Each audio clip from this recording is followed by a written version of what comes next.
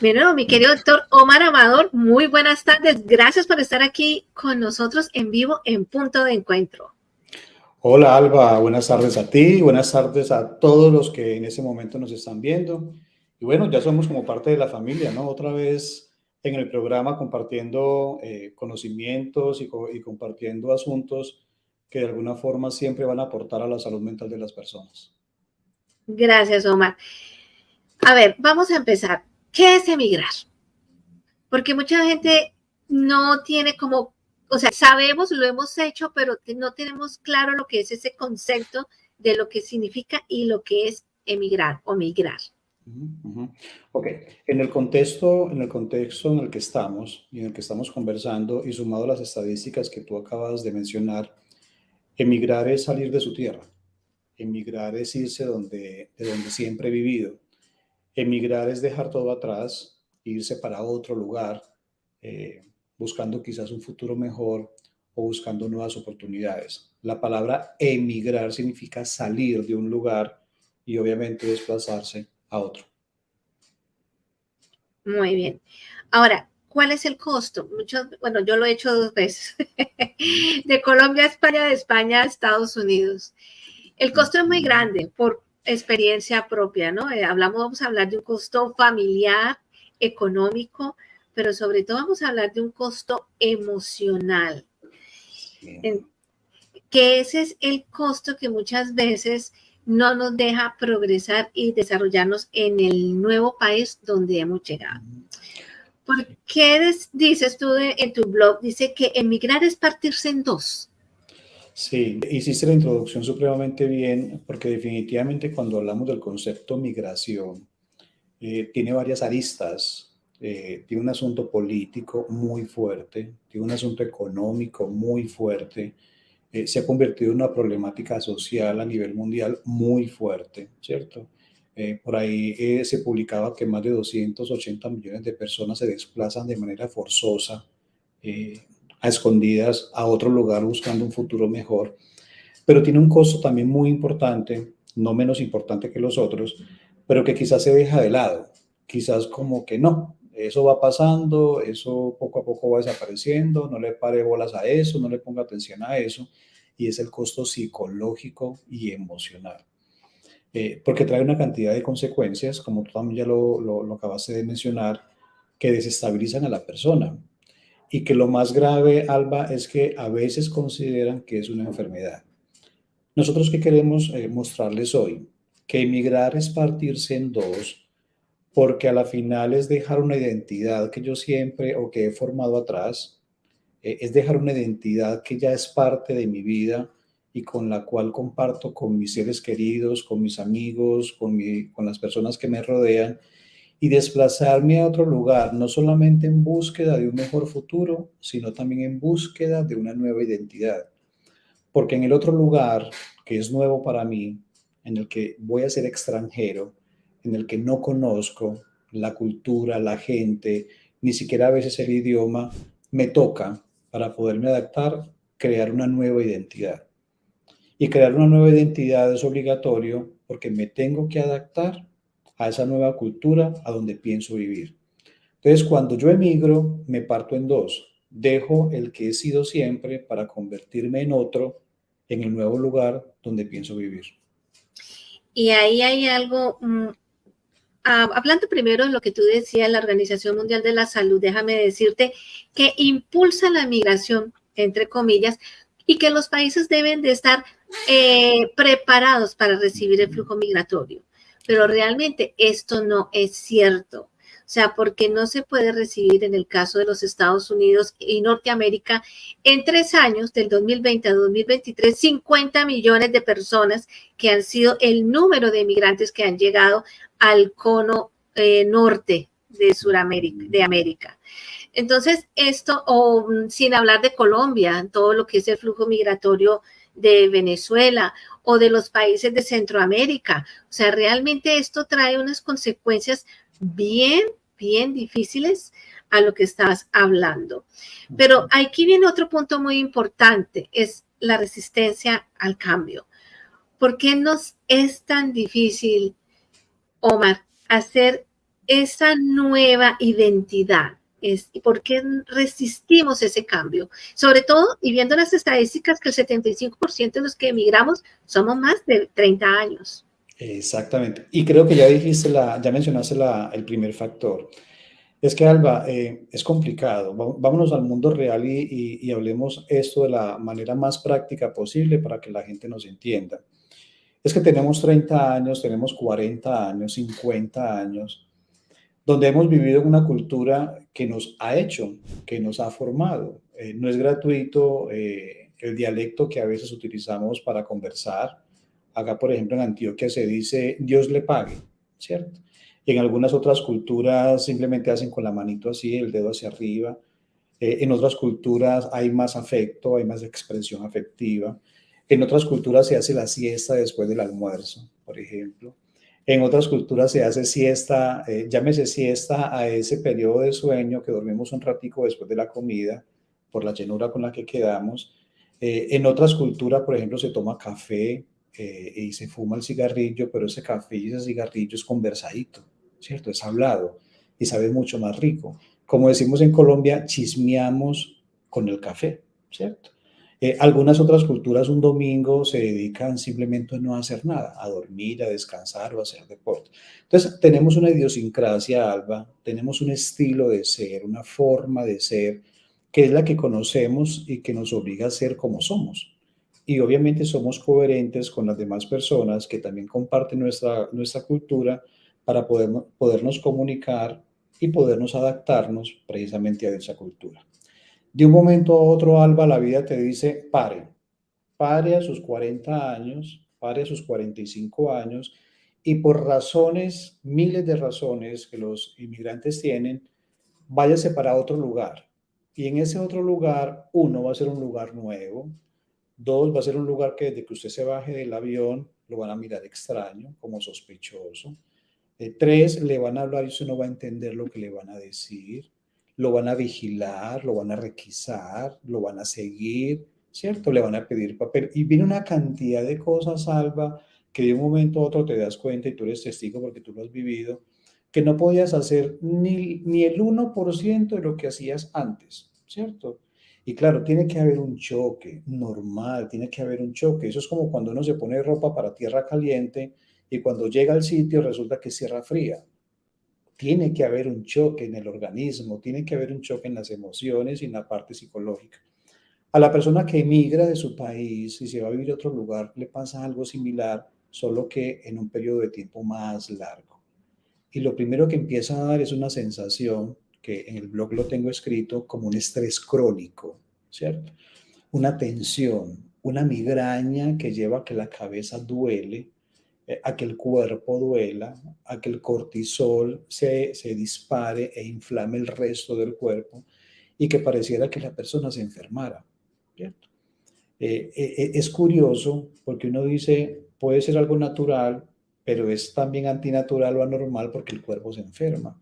Entonces, lo que queremos pretender acá contarles a todos es que si bien eso tiene que pasar por temas de adaptación, no es una enfermedad, no es un trastorno mental, sino que es un estrés crónico que va a durar determinado tiempo, mientras que usted y su cuerpo se empieza a adaptar a esa nueva cultura a donde ha llegado a vivir.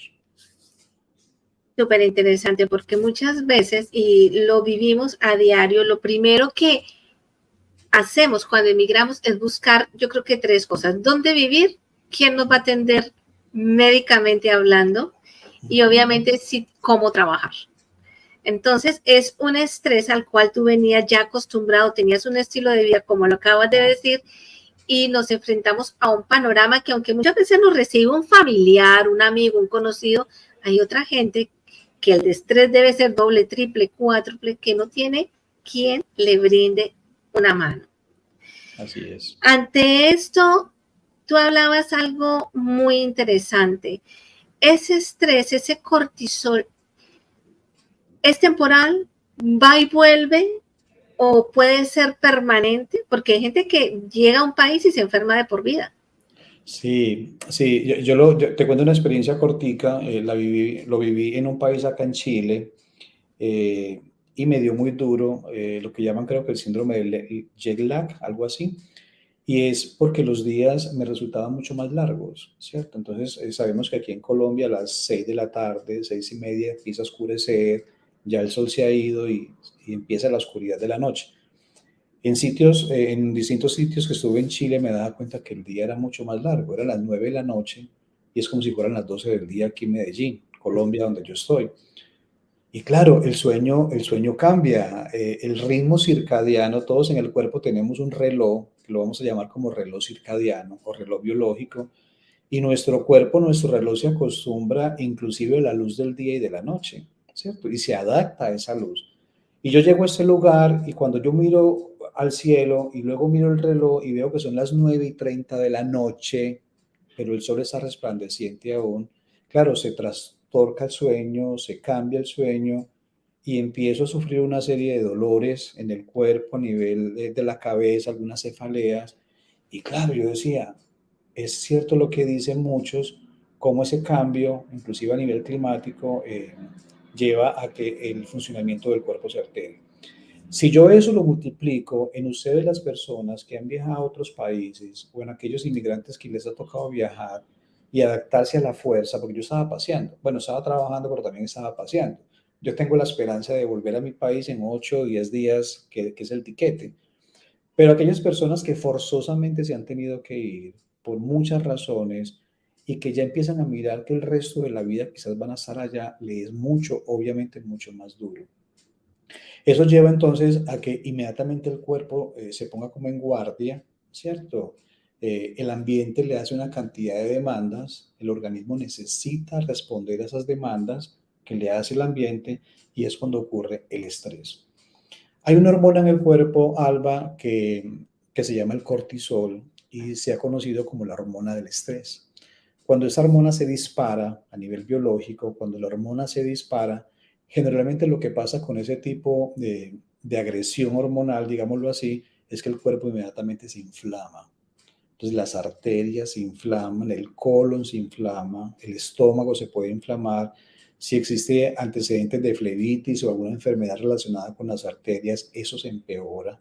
Si existen antecedentes de depresión en las personas, si existen antecedentes de alguna enfermedad mental como el trastorno bipolar, si existen antecedentes de conductas suicidas, ahora que hablábamos del comportamiento suicida, todo esto lo va a disparar. Entonces, a veces la gente piensa, pues madre, ¿será que la gente cuando se va para otro país, cuando emigra, es que se enferma y les da depresión y se intentan suicidar y les da ansiedad? No, no es que les dé, no es la causa, sino que ese evento de haberse desplazado a otra cultura y tenerse que adaptar a otra cultura dispara la vulnerabilidad que ya padece esa persona. Entonces lo aclaro, si yo soy vulnerable a la depresión porque me ha dado depresión, este episodio de desplazarme forzosamente a otra cultura me va a disparar la depresión. Si yo tengo una enfermedad terminal como un cáncer o cualquier otra de estas, o una diabetes, por ejemplo, el paso a otro país, a otra cultura, me hace más vulnerable y me dispara la sintomatología. Entonces, lo que queremos aclarar es que si bien hay un estrés crónico muy fuerte, este estrés puede alterar el funcionamiento del cuerpo y, ojo, disparar la vulnerabilidad que ya se tiene, tanto a nivel psicológico o mental, como también a nivel fisiológico o corporal. Es importante y esto lo vemos yo creo que muy acentuado en nuestros mayores. Cuando traemos a papá, a mamá y aparte de eso ya ellos saben que no van a volver a su tierra o algunos tampoco lo resisten y terminan devolviéndose aunque las condiciones no sean las mejores para ellos. A esto quiero sumarle algo y quiero que hablemos también un poquito de eso, el trauma, porque estamos hablando de los que llegamos cómodamente, de los que llegamos a lo mejor a través de un avión, a través de una franja migratoria legal o entre comillas, ¿no? Pero aquellos que vienen por frontera, que no se sabe, esos sin rostro, que son violados, que son violentados en muchas áreas, ¿cómo se lleva el trauma con esta vulnerabilidad? Qué interesantísima esa pregunta, Alba, porque creo que eso es lo que hace más difícil reconocer este síndrome, que en la literatura se encuentra como el síndrome de Ulises, debido a la historia del personaje que tuvo que abandonar su tierra y pasó más de 20 años en depresión y muy ansioso porque no podía regresar. Pero lo misterioso del síndrome es que no siempre es igual porque depende de muchos factores, no solamente de la personalidad de quien emigró, sino también de lo que tú acabas de mencionar, sino de la manera en cómo emigró y cómo llegó a ese nuevo país. Claro, uno podría pensar que si se fue en avión y de pronto con una visa de turista, pasó el aeropuerto sin mayores problemas, ¿cierto? Y llegó cómodo, podría ser menos difícil o menos complejo que quien está atravesando el tapón del Darién, por acá por Panamá, y está sujeto a un asesinato, a un homicidio, a una violación, a un robo. Claro, es totalmente diferente, totalmente distinto. Sin embargo, en ambos personajes puede dar el mismo cuadro que se llama síndrome de Ulises. Pero tú acabas de sumar un asunto que es muy importante y es la palabra trauma. Vamos a hacer de cuenta que trauma es algo que se nos encaja en nuestra mente cuando hemos estado en una situación donde la vida ha estado en peligro. Por ejemplo, las personas que son abusadas, las personas que son violadas, que son robadas, que han intentado matar, ¿cierto? O quien estaba a punto de que los maten. Esas experiencias fuertes como que se encajan en alguna parte de la mente y difícilmente se logra olvidar. Esas experiencias fuertes que se encajan en la mente los vamos a llamar como traumas. E inclusive esos traumas pueden despertar una enfermedad que se llama estrés postraumático. Cuando el inmigrante se va por estos sitios donde ha puesto en peligro su propia integridad y donde se ha visto inseguro, aparece la teoría de Abraham Maslow que dice que la segunda necesidad básica que los seres humanos debemos suplir es la seguridad. La primera es alimentación y la segunda Ujú. es la seguridad. ¿Cierto? Claro, es una necesidad básica que constantemente cuidamos o que constantemente buscamos suplir y por eso buscamos sitios seguros. Pero atravesar una frontera por varios días donde esa segunda necesidad básica está en juego, está en descontrol, obligatoriamente tiene que crear un trauma. Yo tengo un paciente, Alba, de hace muchos años, que a él se le despertó un episodio psicótico por mucho tiempo, porque lo cogieron, lo capturaron en la frontera con México. Se iba a pasar a los Estados Unidos y lo capturaron allí y fue tanto, tanto, tanto lo traumático que él despertó un episodio psicótico, es decir, él se despersonalizó, él empezó a vivir realidades distintas, alucinatorias, que solamente las vivía él. Eso para mostrarle lo fuerte que eso termina siendo y la huella que deja. Porque supongamos que el final feliz es que la persona logró pasar, con el tiempo trabajó, con el tiempo tuvo sus papeles y ya tiene una vida normal. Pero esa experiencia traumática que está ahí en la mente, que se encaja ahí en la mente, que se incuba, es la palabra correcta, eso aparece en los sueños, eso aparece en cualquier momento en que la persona inclusive convulsiona o lo relaciona con otras experiencias y tiene sobresaltos. Y claro, ese trauma también lleva y hace parte a veces de ese síndrome del inmigrante o síndrome de estrés crónico o síndrome de Ulises, dado que los episodios se dan en ese desplazamiento forzoso hacia otra cultura.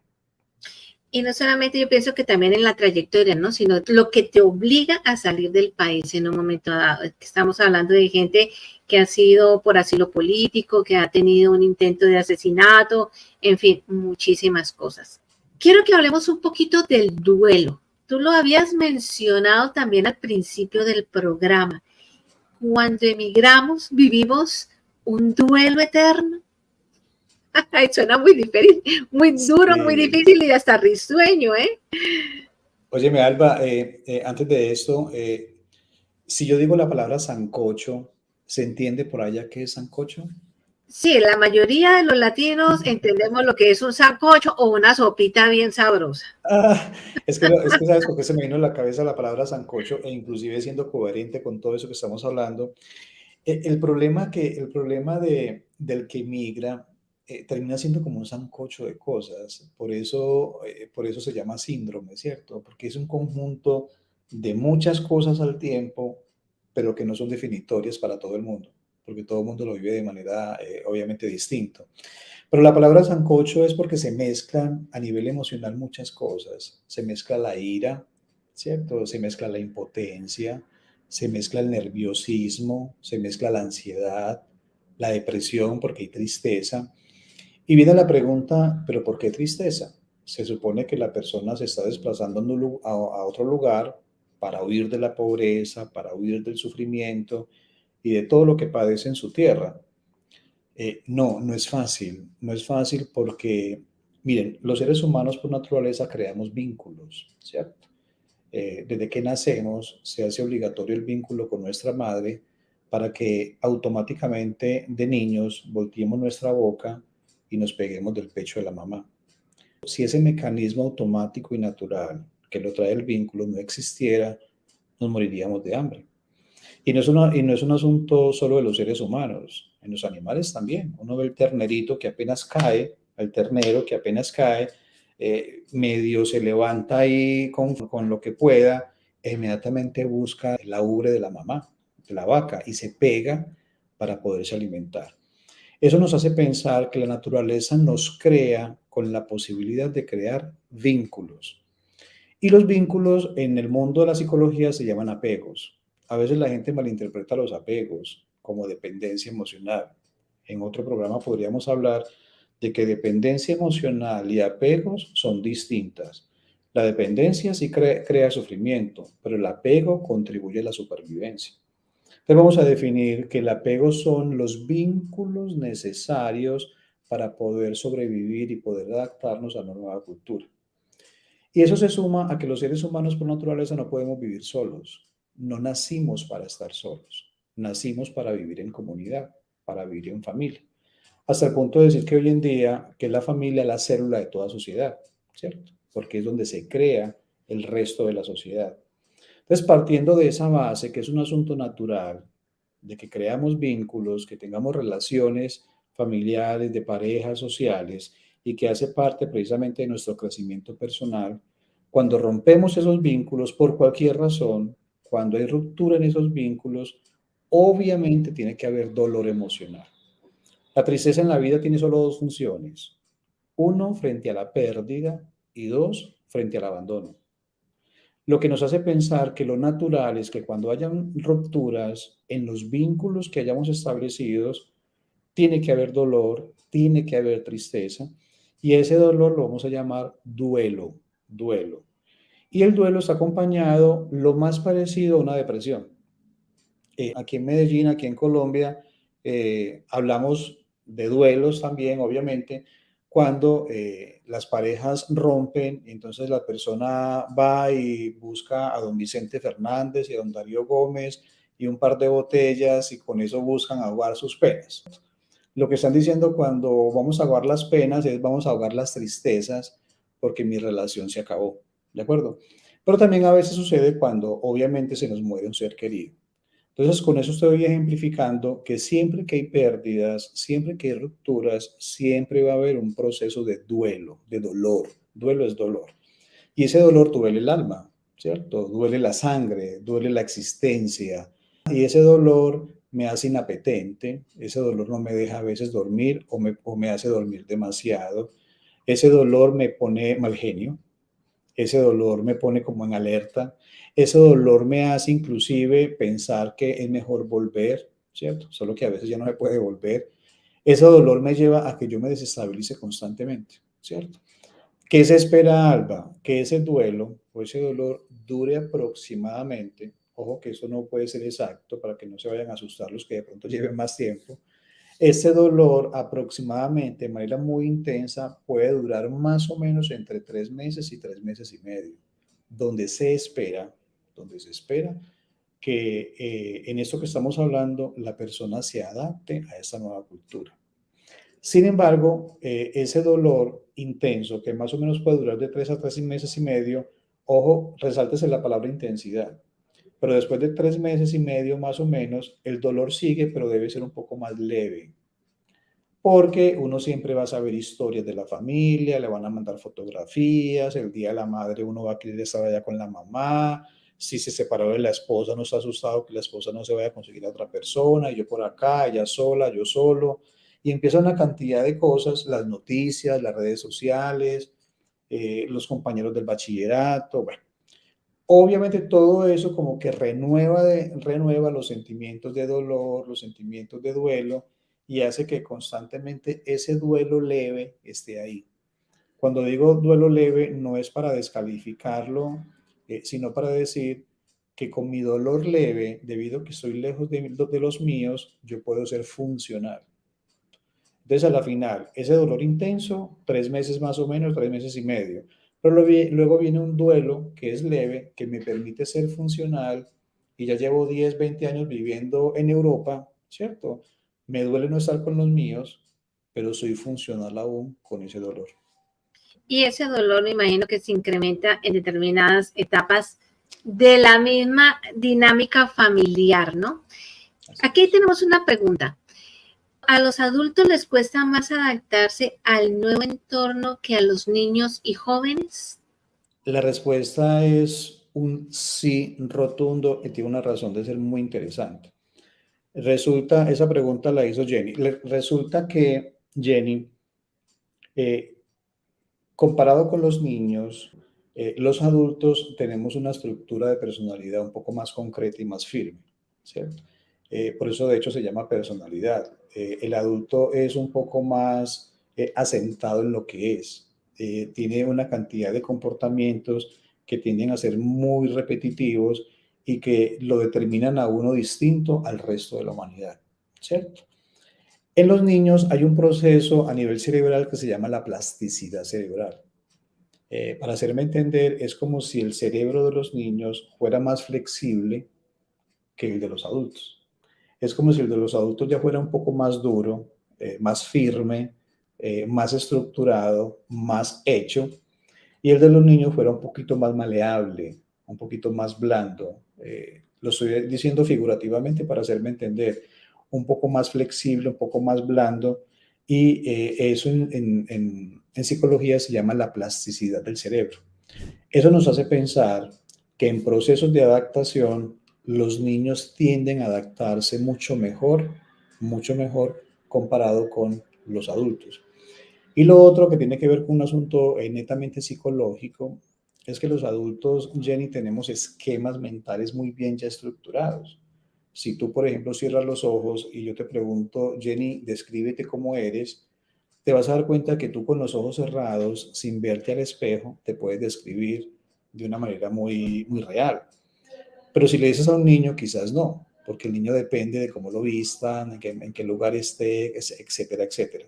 Entonces, a nivel psicológico, hay mucho más flexibilidad en los niños y a nivel psicológico hay mucho más rigidez en los adultos. Eso hace que el adulto tenga más dificultades a la hora de adaptarse que los niños. Tengo otra pregunta para ti. ¿Cómo crear nuevos vínculos, vínculos sanos en el nuevo entorno donde te desarrollas, sin romper los que dejaste atrás? Interesante eso porque es de las recomendaciones que le hacemos a las personas que aún todavía están sufriendo el síndrome de Ulises.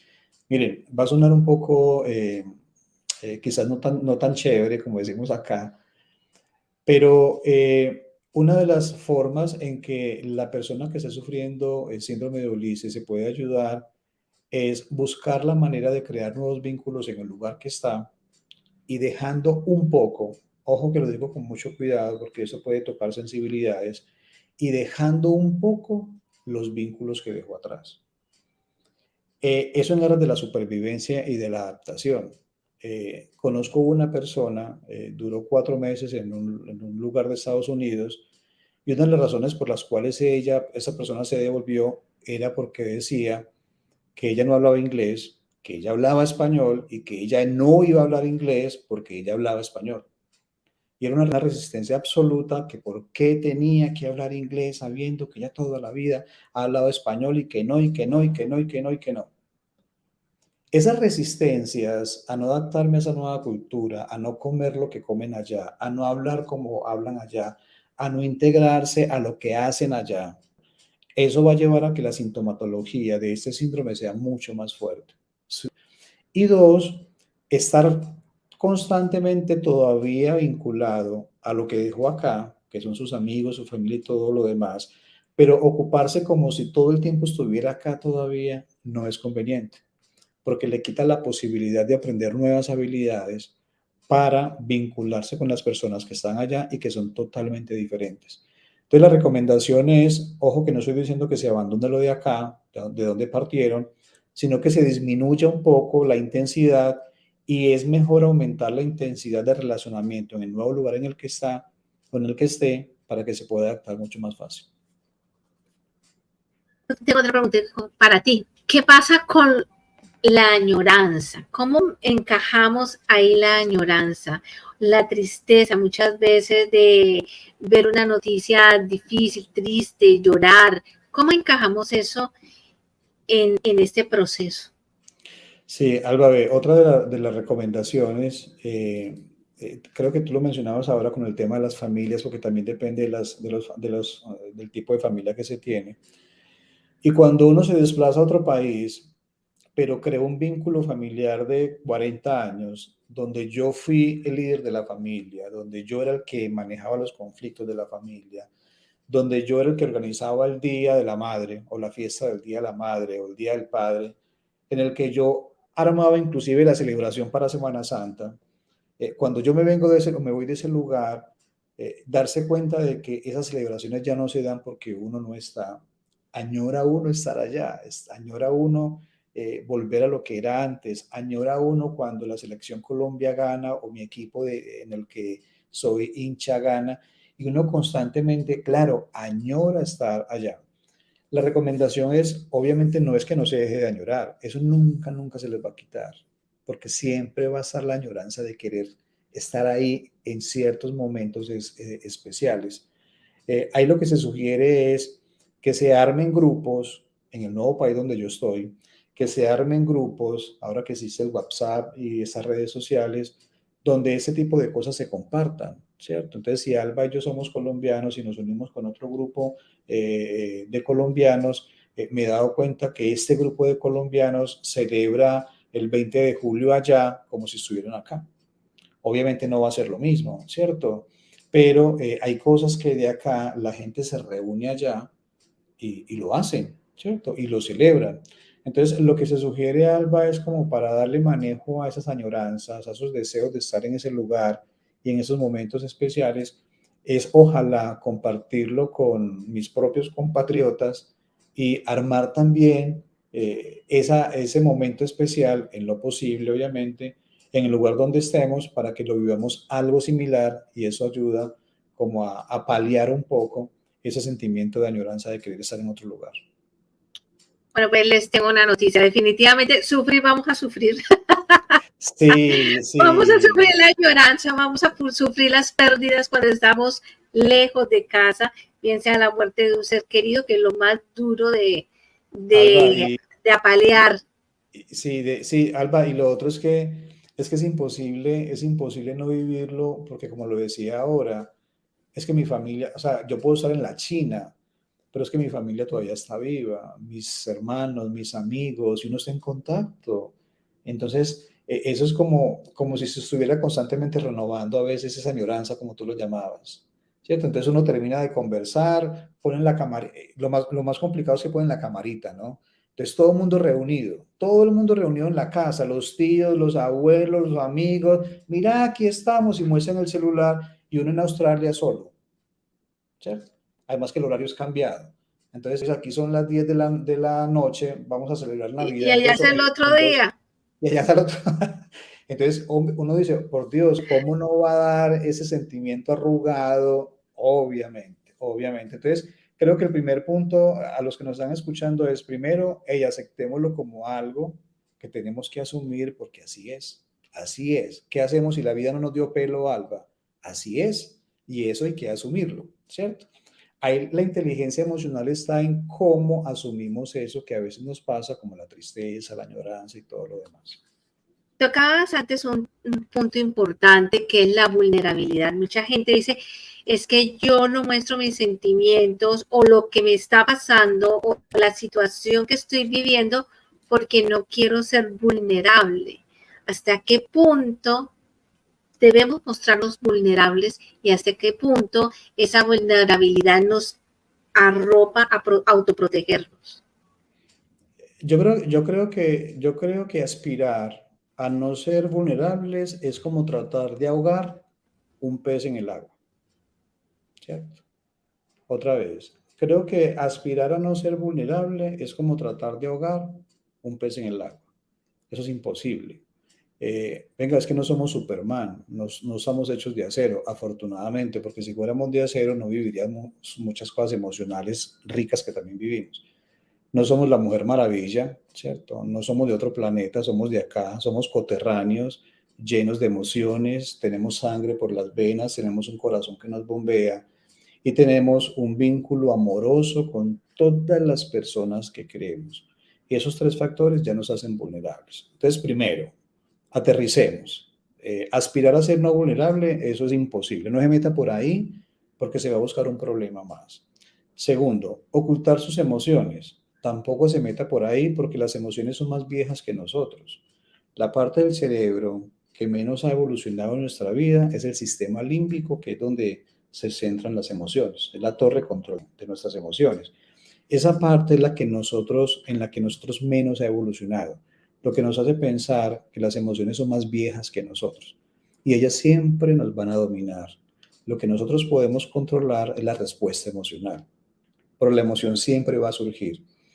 Y cuando surge la emoción, se va a dar cuenta que ella no va a dejar que usted la disimule, porque como mínimo las comisuras de la boca se le tiran para abajo o se le tiran para arriba, si usted está triste o está contento. O como mínimo la ceja le hace un arco, ¿cierto? Si está contento o si está bravo, la ceja se le arruga, entonces le hace una rayita aquí en la mitad. O como mínimo mueve un brazo, o como mínimo la pupila se le va a dilatar. Entonces no se meta por ahí tampoco de buscar disimular las emociones porque usted no quiere mostrar que está triste, sino contento. No le va a dar, no le va a dar. ¿Qué se sugiere ahí a todos los que nos están escuchando? Hablemos de las emociones, busquemos a una persona como Alba, busquemos a un pastor, a un amigo, a un psicólogo, no sé, pero cuente lo que le pasa, que usted no es el único que le pasa, con seguridad que hay más de 300 millones de personas en el mundo que por estar en otro país distinto al de él, está pasando lo mismo que usted. No es un asunto único, eso le pasa al que se fue en avión privado, como también le pasa al que se metió por el hueco por México y finalmente llegó, o los balseritos que se fueron de Cuba a Miami, ¿cierto? A todos nos va a pasar ese cuadro, porque ya lo he explicado, que es lo más normal del mundo. Entonces, hable de sus emociones, eso no lo hace débil, que es otra creencia que hay por ahí. Es que yo no me quiero mostrar ni vulnerable ni débil. Yo creo que mostrar las emociones no nos hace débil, sino por el contrario, muy fuertes y nos hace muy honestos inclusive con nosotros mismos. Quítese de la cabeza que por ser inmigrante usted es de malas o usted es menos o usted vale menos. Al contrario, las personas que han emprendido un nuevo camino son valientes, son fuertes, son decididas, lograron lo que han logrado. Eso no lo hace todo el mundo. Yo no sería capaz de hacerlo, me daría mucho susto, mucho miedo.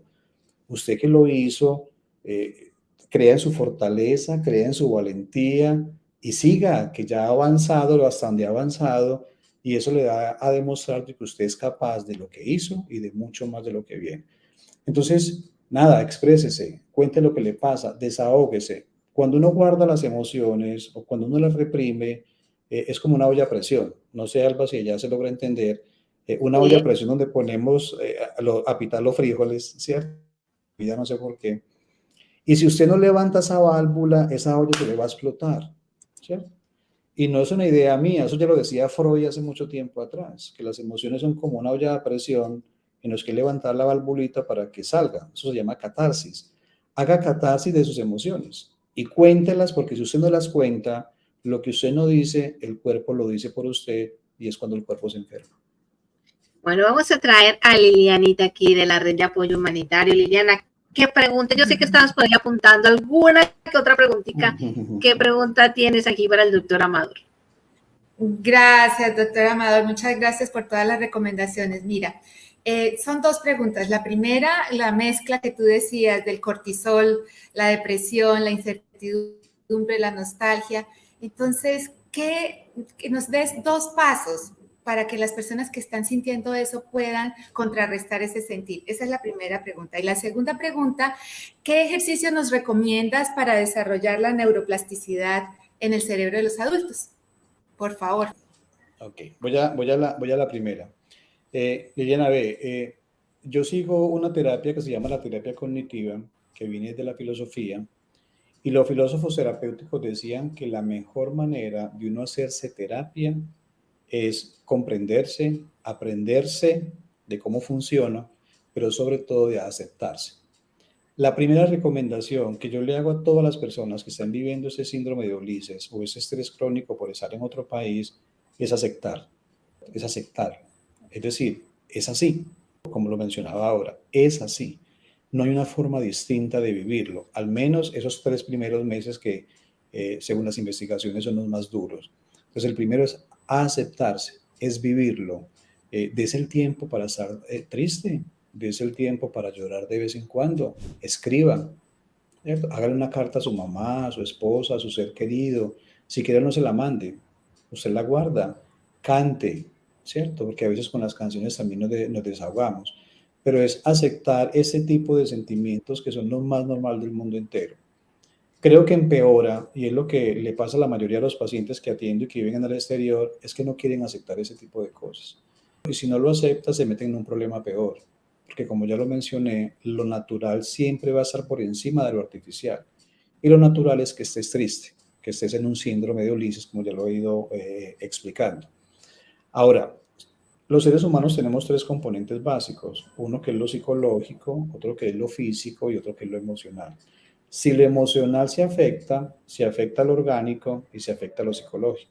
Si lo psicológico se afecta lo orgánico y se afecta lo emocional.